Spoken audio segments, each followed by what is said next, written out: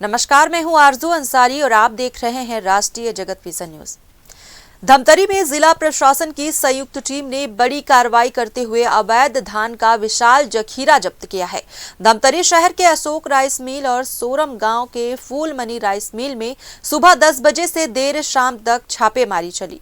जांच में करीब 22,000 क्विंटल अवैध धान मिला, जिसकी कीमत लगभग 5 करोड़ रुपए आंकी गई। प्रशासन अब दोनों मिल संचालकों पर भारी जुर्माना लगाने की तैयारी में है। कलेक्टर ने बताया कि मिलरों ने गर्मी के सीजन का धान जमा कर रखा था, लेकिन वो ये नहीं बता पाए कि इसे कहां से खरीदा गया।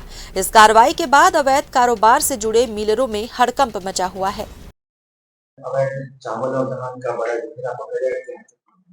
हमारे यहाँ पे कल दो मिलों में अवैध भंडारण का हमें संज्ञान में आया था, कहीं खबर मिली थी और वहां पे कार्रवाई किया गया था। विहित अधिकारी द्वारा कार्रवाई किया था मंडी अधिनियम के तहत, और उसमें लगभग 22,000 क्विंटल का जो समर पैडी है वो जब्त हुआ है। अभी जब्ती का प्रकरण बना दिया गया है। उसके बाद पेशी रहेगा और पेशी होने के बाद प्रॉपर उनसे दस्तावेज वगैरह लिया जाएगा कि उसका सोर्सिंग कहाँ से था, क्या समिति से उसको सोर्सिंग हुआ था, कोई टीओडीओ कटा था या कहाँ से उसका सोर्सिंग हुआ था, और उसी हिसाब से इसको कार्रवाई किया जाएगा। इसमें चावल नहीं था, धान ही था। 22,000 क्विंटल लगभग का 5 करोड़ का धान था।